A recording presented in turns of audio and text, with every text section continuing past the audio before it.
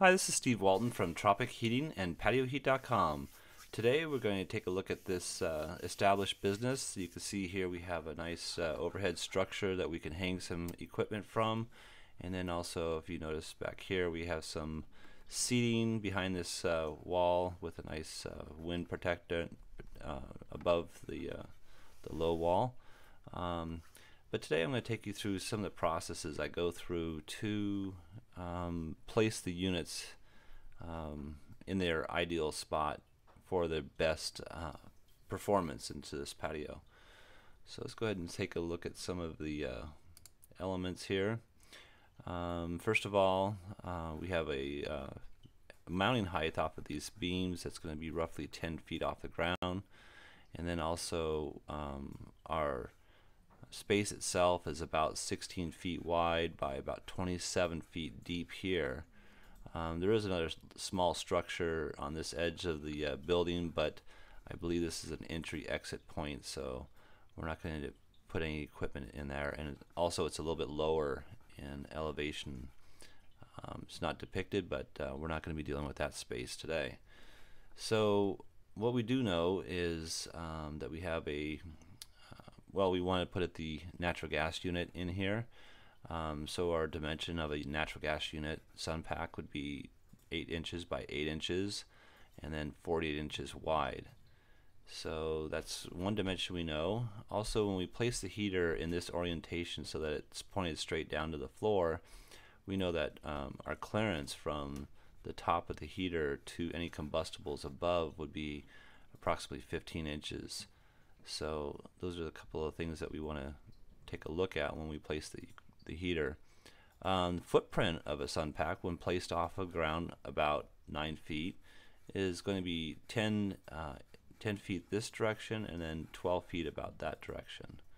So those are a couple of parameters that we're looking at. I'm going to go ahead and just move this into our model and see what we can come up with. The first thing I see is that being our dimensions 27 feet long, the situation I would predict is that 2 units just won't cover it, because 12 and 12 obviously is 24, and you do want a little bit of overlapping. So I'll probably start from the center and work my way out. I'm going to go ahead and just move this maybe 3 feet in, and then I'm going to center this onto that beam in the middle of the patio over here, and that should give me a good starting point. So I'm 3 feet off of that, and so we'll go ahead and move another unit just opposite over here, and if I can get to jump right there, and then I'm going to move this as well 3 feet inwards. So we have the 2 units placed there. Now I need to drop these units down, so I'll just move them down to 15 inches, and you can kind of start seeing what our footprint of heat is going to look like. Also, you know, we have beams. I don't have the exact dimensions of these beams here, so you know, we can move the equipment over a few inches one way or the other without making a drastic change in the footprint. But typically what you want is you want to make sure that you have the spacing between the heaters at the optimal space. So here you can see that the beam's coming up against this wall. Well, physically, I mean, you could physically have a human body seating right against the wall, and you know, your torso might be out of this heat ray, and because we have excessive heat in the middle, it might be a better idea just to go ahead and move these units out a little bit. I'm just going to go 6 inches out on each one. So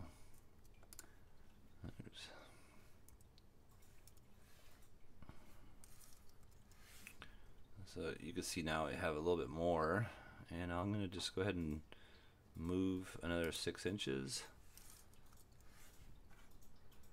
and that looks looks pretty good. I'll go ahead and take this one here and move it another 6 inches. And we got a nice footprint in the center.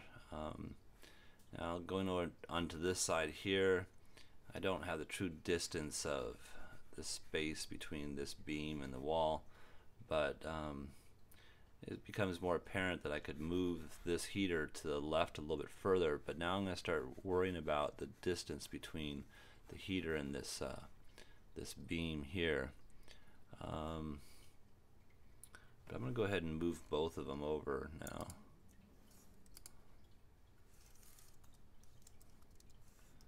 So I got them both over six more inches, and this footprint here, just to get an idea, I'm going to just see approximately where I'm at. So I have about a 2-foot coverage in the center, so I can go ahead and move this one just a couple more inches. I'll go with another 6 now. I'm hitting both the walls really nicely here, and I'm kind of happy with that. So the next thing I'll do is just verify that my clearance is true over here. Let's see what kind of clearance we come up with. Up here, and we're at 11 inches. So on an S34, I'll have to look it up. I believe it is 18 inches that I need to be away from this beam, so that's not going to work. So I'm going to go ahead and just move this over to that 18-inch clearance, and then come and see what that does for me. It's not bad. So I think we might have to just live with that for this application, and mostly for this particular heater here. So what we'll do next is we'll move a couple heaters to the left and the right. Go ahead and duplicate that. And I'm going to go with first I'm going to go with a 10-foot distance, just because of the fact that I know this space is a little bit shallow for 2 heaters, or excuse me, 3 sets of heaters, but it's too long for 2. So I'm going to cut down what I'd normally put in there. I'd normally put 11 feet. That looks pretty good. And then I'm going to go ahead and move these, duplicate them with the 10-foot throw this way. Alright, so there you have it. I got a nice footprint of heat throughout the whole space. You can see from the top I have a good overlapping between the heaters, and so I think that would be really good for this patio.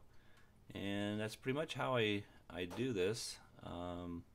We can evaluate the power consumption just by the BTU value of each unit, but I think this will satisfy our client. And again, we could move the heaters a few inches. Once you start going a foot or more, then you can really affect this footprint here. So you kind of want to be careful about that. You don't want to go too much where you have a really hot spot, and you obviously don't want to go too far away from each other. Otherwise you have a cold spot. So I think that footprint there is just excellent for this patio. So if you need any help with your design, feel free to give us a call. patioheat.com is our website, and Steve Walden, and we thank you for taking the time to look at this video. Have a great day.